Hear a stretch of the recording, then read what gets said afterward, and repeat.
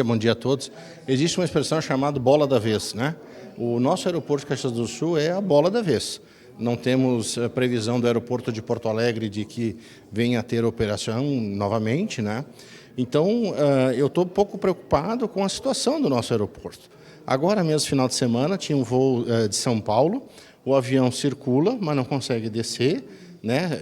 De novo, tentou circular e vai para Florianópolis.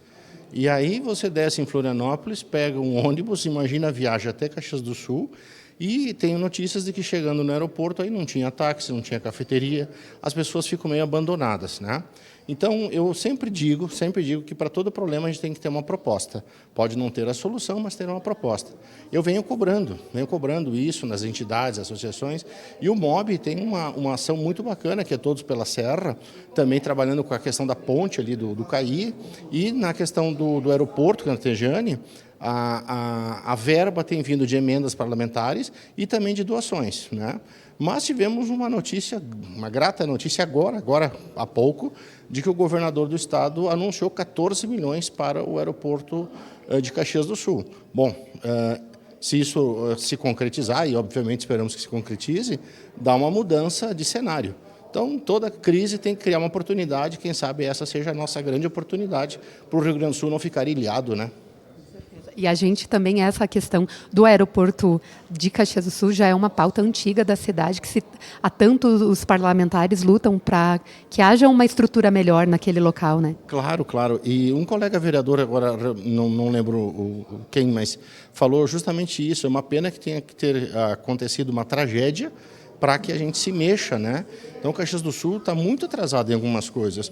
O mercado público, que não existe há mais de 30 anos, o aeroporto, que estava ali como nas condições. Então, quem sabe agora, né, essa crise torne-se uma oportunidade para que a gente possa ampliar no Rio Grande do Sul 2 aeroportos, quem sabe, internacionais, né?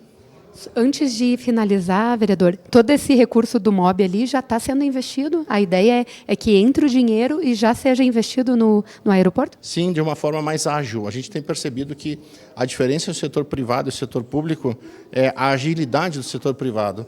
As entidades, a sociedade civil, os empresários, quando querem fazer, se unem e faz, né?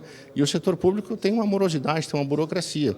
Então, eu tenho percebido que pelo MOB já foi arrecadado 50% dos 15 milhões necessários, e isso já é para que seja destinado às melhorias.